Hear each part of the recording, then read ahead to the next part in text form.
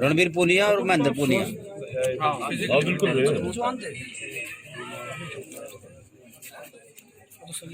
बयान है कि पंजाब के किसान है जो हरियाणा में उपद्रव करते हैं, पर इनको जॉब ऐसा नहीं है, सारे किसान हैं, ये किसान है ना, ये पंजाब के हैं ना हरियाणा के हैं, ये देश के किसान हैं। मसला भारत सरकार से है और जब तक भारत सरकार ये समझौते नहीं करती, ये आंदोलन पूरे देश भर में जारी रहेगा। दुष्यंत चौटाला का बयान आया कि मध्यस्थता करने के लिए तैयार हूँ, किस प्रकार से देखते हैं? नहीं तो मध्यस्थता कर दो, सरकार को भाई ढूंढ कर जा दो, बात करवा दो भाई। आएंगे ना सतपाल मलिक जैसे लोग आएंगे, इन्हीं के बीच में से लोग आएंगे जो बोलने की ताकत रखते हो, वे इन्हीं के सरकार के लोग आएंगे बीच में। उनका बड़ा बयान आया, गवर्नर रहते हुए बयान देना तो बड़ा बयान है उनका। इनके बयान दो ना, अडवाणी और मुरली मनोहर जोशी जो बंद कर रखे हैं उनको, उनसे बयान दिलवाओ। आरोप सर ये भी है कि कहीं ना कहीं कांग्रेस जो है आपके आंदोलन में शामिल है और वो हवा दे रही है। नहीं, कहीं का हवा दे रही कौन? हमें तो भाई ना कांग्रेस ही कोई मिला, ना हमें ये मिलते, ना विपक्ष वाला कोई मिला, हमें तो कोई मिला नहीं यहाँ पे। और हवा अगर उनको देनी होती तो भाई वही अपनी सरकार ना बना लेते क्या? 9 महीने से कोई आंदोलन चलता है, एक दिन की पॉलिटिकल आदमी एक दिन की मीटिंग नहीं कर पाता।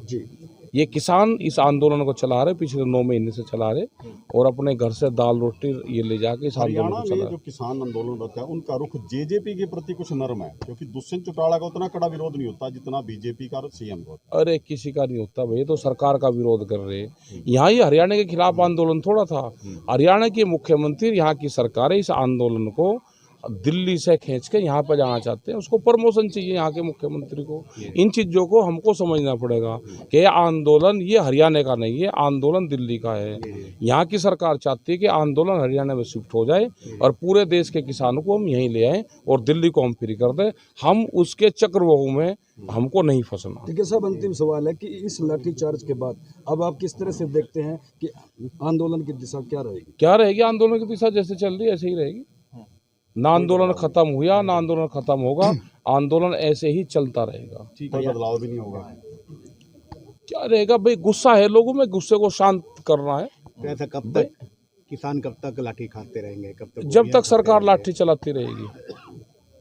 उनमें दम चाहिए कि वे कितने साल तक चलाएगी। क्या हो, ये तो ये सस्पेंड होगा, घर जाए। और अगर इसको डिसमिस नहीं करते, इसको करते हैं तो इसकी पोस्टिंग छत्तीसगढ़ के इन डिस्ट्रिक्टों में इसकी पोस्टिंग हो जाए इनसे। ऐसे अधिकारी की जो खतरनाक अधिकारी है, जिसने आरएसएस की ट्रेनिंग ले रखी है, इसका परिवार पूरा आरएसएस में है, इसके चाचा वहाँ पे हैं, तो मानसिकता अधिकारी की चेंज नहीं हुई, उसी मानसिकता के हैं जिस तरह की शिक्षा ली गई इसको। ठीक है जी, आप कह रहे हैं कि हरियाणा को आंदोलन का केंद्र नहीं बनने देंगे, लेकिन जिस तरह से घोषणा की है कि अनिश्चितकालीन घेराव करेंगे सचिवालय का, तो नहीं मानते कि आंदोलन जो है हरियाणा में शिफ्ट हो जाएगा? जो भी सलाह करेंगे यहाँ के सब लोग हैं, और जिस तरह की भी यहाँ पे कमेटी की बात हुई होगी, शांतिपूर्ण तरीके से, जो भी हो शांतिपूर्ण तरीके से हो। वे लाठी गोली चलाओ, उनकी लाठी गोली खाओ भाई। सरकार का मुकाबला बंदूक से नहीं होता, उनकी बंदूक के लाठियाँ होती है और अपना शरीर और भी होता है। इन्होंने तोड़ने का आदेश दे ही रखा, बच के कहाँ जाएंगे इनसे। ये अपना सुशील काजल शहीद हुए हैं, उनके परिवार के लिए क्या डिमांड रहेगी सरकार से? डिमांड तो जब होती है वही, जब समझौते होते हैं, ये सारी चीज़ें जब आएगी, जब भारत सरकार से बैठकर समझौते होंगे। आज इन चीज़ों का कोई महत्व नहीं है। आज किससे डिमांड करोगे? जिससे लड़ाई लड़ी जा रही है उससे डिमांड करोगे? आज ये डिमांडें शहीदों की जो डिमांड होगी, उनकी कोई भी चीज़ होगी, वो जब होगी, जब ये फैसला होगा, उस फैसले में ये पूर्ण रूप से समझौते में शामिल होंगी सारी चीज़ें। आपकी बात बिल्कुल सही है कि डिमांड कैसे, क्योंकि 600 किसान आप बता रहे हैं कि उनकी शहादत हो चुकी है, ऐसे में सुशील काजल एक डेथ और होती है, तो आप कल मंच के माध्यम से 25 लाख रुपए की डिमांड की गई है। हमने ये कहा है कि कोई भी चीज़ जब होती है, अब जब सरकार है ही नहीं सामने तो डिमांड किससे करें या बातचीत किससे होगी? ये तो चलता रहेगा भाई, अभी इसका कोई हल नहीं है। ये जब तक आंदोलन चलेगा, ये इस तरह के ये चलते रहेंगे। और कोई भी चीज़ होगी, ऑथेंटिक चीज़ें होनी चाहिए, स्पष्ट चीज़ें होनी चाहिए। वो जब होगी, जब भारत सरकार से या स्टेट गवर्नमेंट से जब समझौतों की बात होगी, उन समझौतों की लाइन में ये चीज़ें भी आएंगी। लेकिन प्रदेश मुख्यमंत्री का बयान है कि पंजाब के किसान है जो हरियाणा में उपद्रव करते हैं। लड़का जो नवनीत था, उसकी भी डेथ जो दिल्ली में हुई थी वो भी पुलिस गोली से हुई थी।